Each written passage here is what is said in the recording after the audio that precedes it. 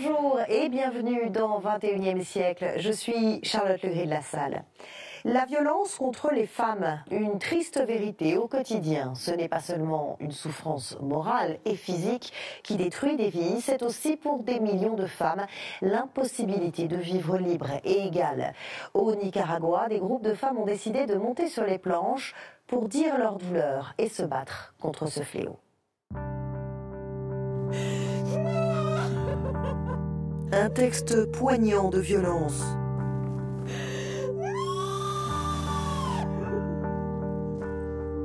Une réalité pour beaucoup de femmes. Nous sommes au Nicaragua. Ces artistes viennent des quartiers les plus pauvres de la ville de Lyon. Les rires voilent à peine leur nervosité. C'est leur dernière répétition avant la première de leur spectacle.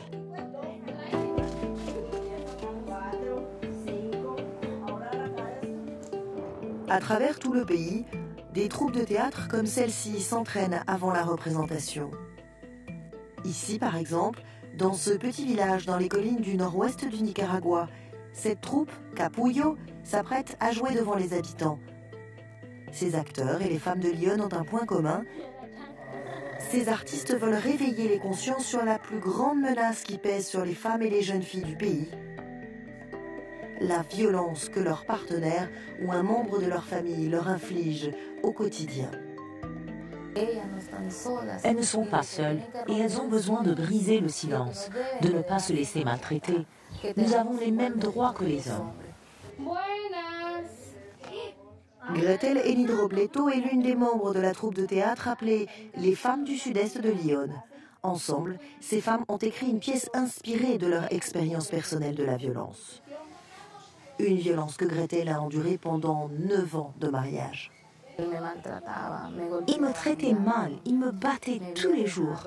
Il a laissé des traces sur ma tête. J'ai une cicatrice au sourcil, 18 points de suture. Et je ne savais pas où aller pour demander de l'aide. Je me sentais prise au piège. Ce qui l'a sauvée, nous confie Gretel, c'est de faire partie de cette troupe de théâtre. Avant, je ne pouvais pas m'exprimer comme je le fais aujourd'hui. Maintenant, je peux parler, je peux rire. Ces pièces de théâtre nous ont aidés, nous, toutes les femmes pionnières, à surmonter ce que nous avions à surmonter. Gretel et ses compagnons de troupe ne se voient pas comme des acteurs, mais comme des promoteurs, les avocats d'une cause. Tant que la violence ne cessera pas, les femmes ne pourront pas vivre comme des citoyens égaux dans leur pays. C'est notre travail de sortir et de leur dire qu'elles ne sont pas seules, qu'elles doivent briser leur chaîne, dire non à la violence, ne pas se laisser maltraiter ou frapper, ni psychologiquement, ni verbalement. D'après les estimations des Nations Unies, entre un tiers et la moitié des femmes du Nicaragua ont souffert au moins une fois dans leur vie de la violence masculine. Et le pays a la deuxième plus forte incidence de violence domestique de la région.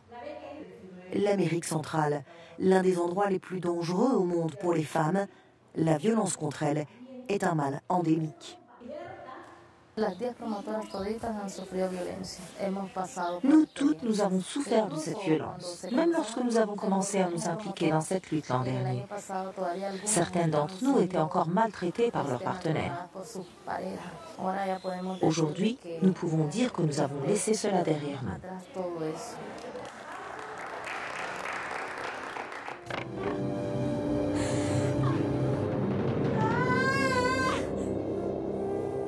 Daniel Pulido est artiste et le metteur en scène de cette pièce jouée par des femmes. Son projet est d'utiliser le théâtre comme un outil dans la lutte contre cette violence. Il veut impliquer des groupes de femmes, mais aussi toutes les troupes de théâtre du pays.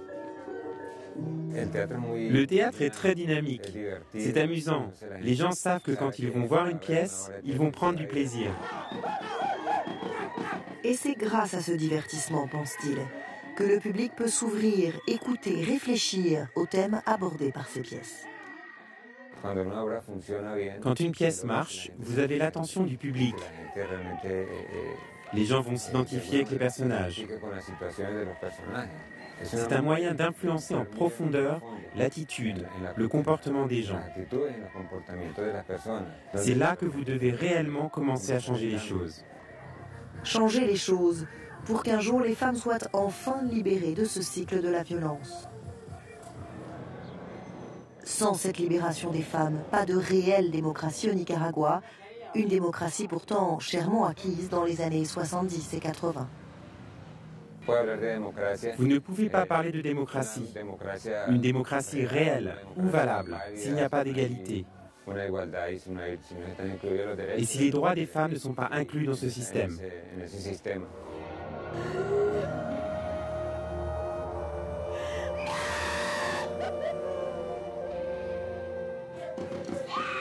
Voilà pourquoi Daniel a pu recevoir l'appui du Fonds des Nations Unies pour la démocratie. On compte aujourd'hui 10 troupes de théâtre qui jouent ces pièces à travers le pays. Chaque représentation est suivie d'une discussion avec le public, des conversations animées comme ici, après la pièce de la troupe Capullo, où un homme torture sa femme.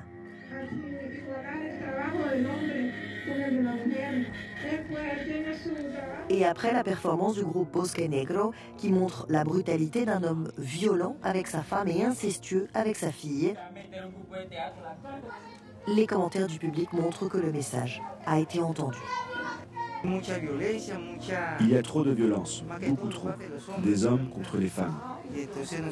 Nous devons nous rappeler la loi qui a été votée et défendre le sexe féminin. Qu'est-ce qui se passe vraiment dans la vie? Nous, les femmes, nous ne devrions pas rester silencieuses. Nous devons témoigner de ce qui se passe, à la maison et dehors. Byron n'a que 19 ans. C'est lui qui incarne le mari et père abusif. Il pense que sa génération doit être consciente de ce problème. C'est important que la jeunesse d'aujourd'hui commence à penser différemment. Parce que peut-être que les personnes plus âgées ne comprennent pas ou ne veulent pas changer, mais nous, les jeunes qui grandissons encore et commençons dans la vie, nous pouvons envisager les choses différemment et construire un nouveau monde à partir de ça. Une vision que partage Alba Luz Ramos. Elle est présidente de la Cour suprême de justice. Je pense que si les enfants peuvent être sensibilisés à cette question, cela va changer leur vision de la vie. Et cette idéologie selon laquelle les femmes devraient supporter cette violence parce qu'elle fait partie de leur vie ou de leur destinée, cela va changer. Alba Ramos a participé à la mise en place d'une nouvelle loi destinée à faire reculer la violence contre les femmes au Nicaragua. Elle est entrée en vigueur en juin 2012. Une loi qui reconnaît le féminicide, c'est-à-dire le meurtre d'une femme par un homme comme un crime. 46 cas enregistrés rien que pour les 3 premiers mois de 2014. Pour beaucoup, cette loi est arrivée trop tard. Mais Ramos nous explique la portée de ce texte.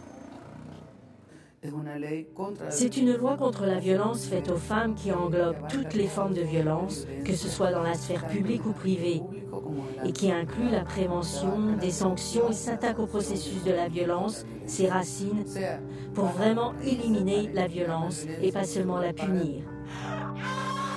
Car la violence est une chaîne, et si nous ne brisons pas cette chaîne, nous n'arriverons jamais à rien.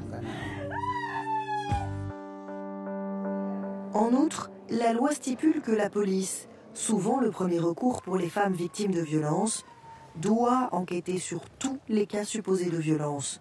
Dans le passé, les réticences de la police à intervenir ont découragé les femmes à dénoncer les abus.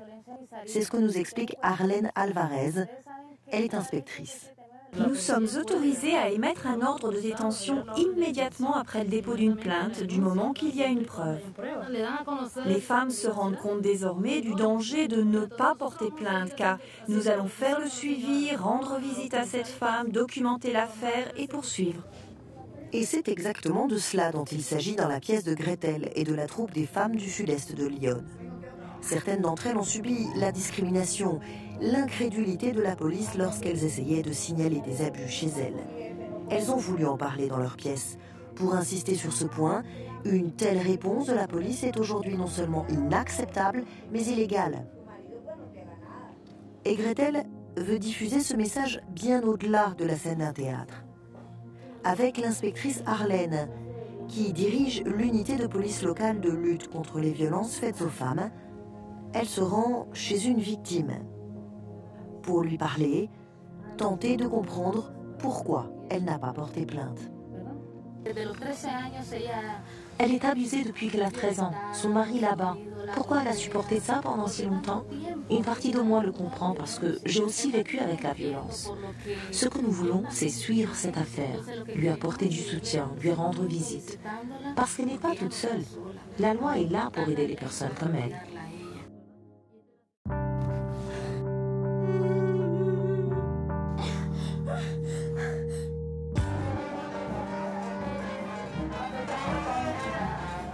Un message qu'il faut répéter, comme ici, au Festival national de théâtre, qui réunit les troupes et les militants de tout le pays.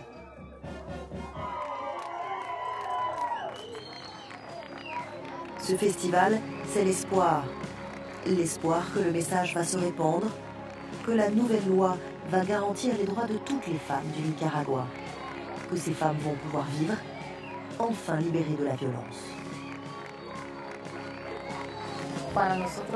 Pour nous, c'était l'une des plus belles expériences de notre vie. Parce que le public a applaudi et a dit « Quelle superbe pièce !»